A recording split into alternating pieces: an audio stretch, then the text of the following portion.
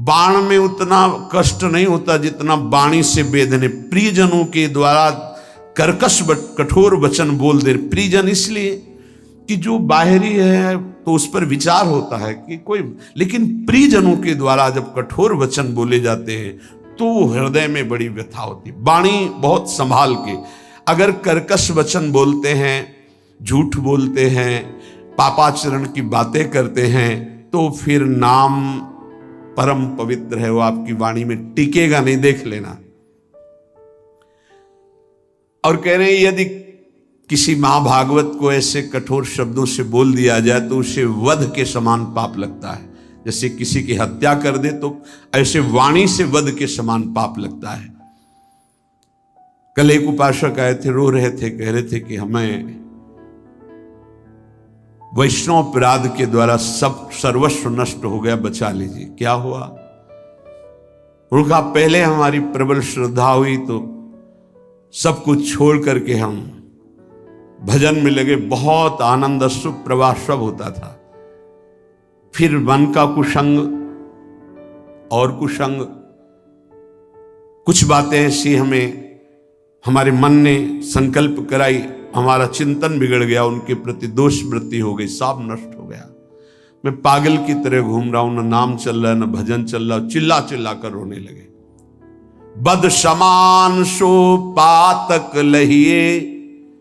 यदि किसी महाभागवत के प्रति आपका वाणी के द्वारा, शरीर के द्वारा, चिंतन के द्वारा आपका यदि गलत भाव, तो उसी चिंतन में तो भगवत चिंतन होना था, उसी वाणी से तो नाम जपना, सब खत्म हो जाएगा। बाहरी व्यवहार को आप नहीं जान सकते। कल चर्चा में आया था कि वास निरूपण, जाति निरूपण, ऐसे 6 प्रकार के अपराध भक्तों के जो होते हैं वो भजन नहीं करने देते, हृदय को कलुषित कर देते हैं।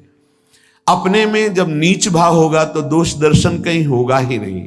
सबको मान देने का भाव होगा तो मान प्राप्ति की चाह नहीं रहेगी, तो ऊंची स्थिति आने में देर नहीं लगेगी।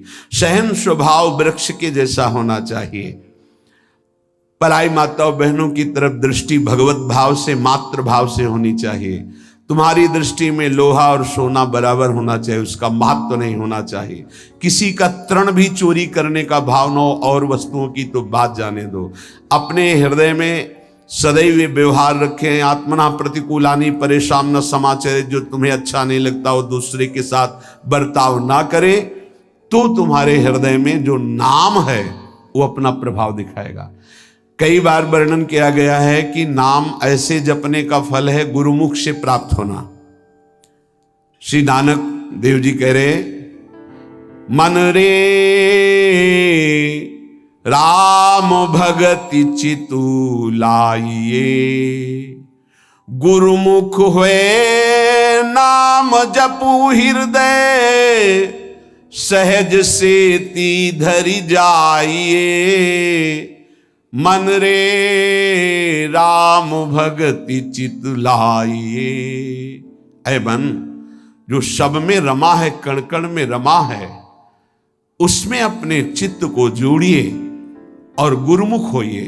गुरु की शरण में जाकर उनसे नाम लीजिए और इतना नाम जप कीजिए कि हृदय से नाम चलने लगे। भरम भेद भव कबहु न छूटसी, आवत जात न जानी, बिनु हरि नाम को मुकुति न पावसी, डूबी मरे बिनु पानी। नानक देव जी कह रहे, ये माया का भ्रम, इसके द्वारा प्रकट किया हुआ भेद, ये किसी और साधन से नहीं छूटता है। ये आवागमन चक्र से मुक्ति नहीं मिलती है। जो निरंतर नाम जपना स्वीकार कर लिया, वही इस माया चक्र से मुक्त हो जाता है। नहीं तो बिना पानी के डूब के मर गए। माया ने बिना पानी के डुबा के मार दिया। बिनु हरि नाम को मुकुति न पावसी, डूबी मरे बिनु पानी। धंधा करत सगल पति खोवसी, भरम न मिटसी गंवारा, बिनु गुरु शब्द मुकुत नहीं कवहीं, अंधले धंधु पसारा। अकल निरंजन शिव मनु मानिया, मन ही ते मनु मुआ, अंतर बाहर एको जानिया, नानक और न दुआ। आहा, कह रहे हैं कि प्रयास तो तू कर रहा है सुख के लिए, लेकिन पूरी आयु गंवा दिया, कभी सुख नहीं मिला।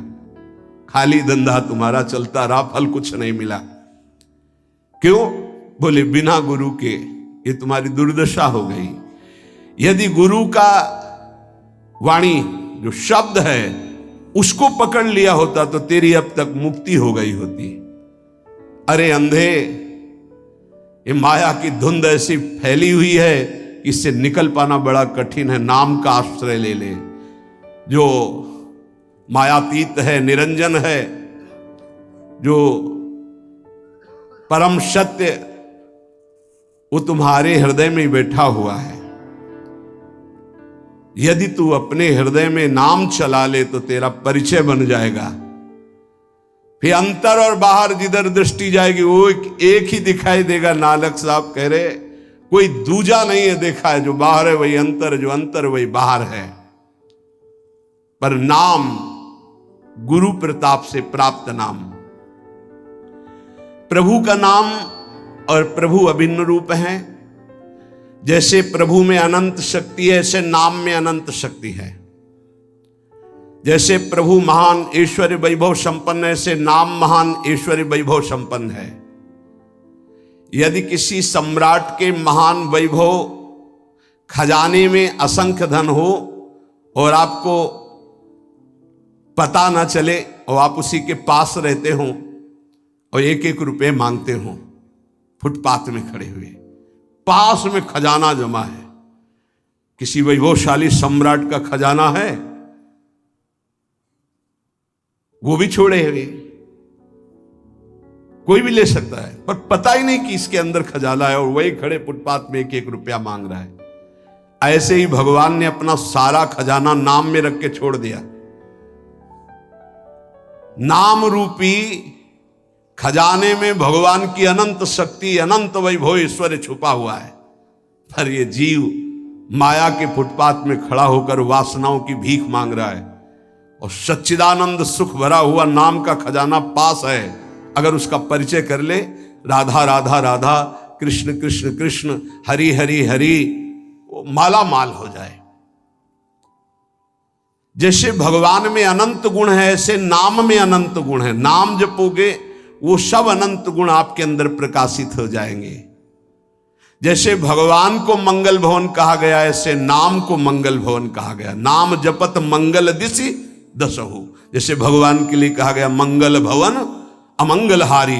तो नाम जपत, जहां हमारे जिह्वा पे नाम, सारे अमंगल नष्ट हो जाएंगे।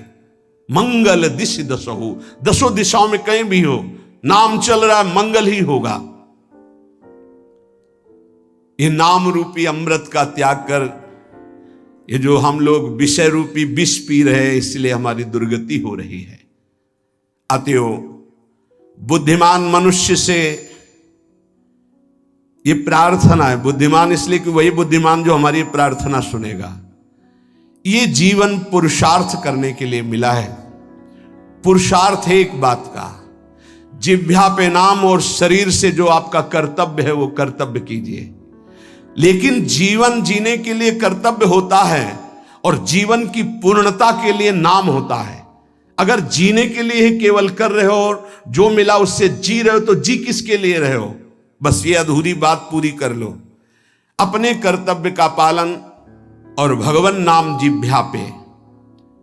अगर आदर सहित कहीं तुम नाम जप करने लगे तो आप जान लीजिए कि अब आपका निश्चित उद्धार हो जाएगा। कोई भी दुख आपको फंसा नहीं पाएगा। जब तक तुम्हारे अंदर नाम के प्रतिभाव नहीं आ रहा है, तभी तक ये आपत्ति विपत्तियां आपको घेरे हुए हैं। आपत्ति विपत्तियों में फंसकर हम जिससे आपत्ति विपत्तियां आ रही वही पाप कर्म और करते जाते हैं।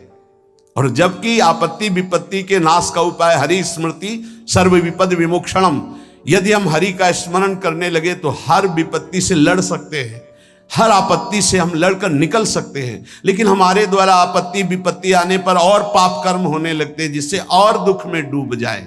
मूर्खता हमारी बुद्धि में बैठ गई है।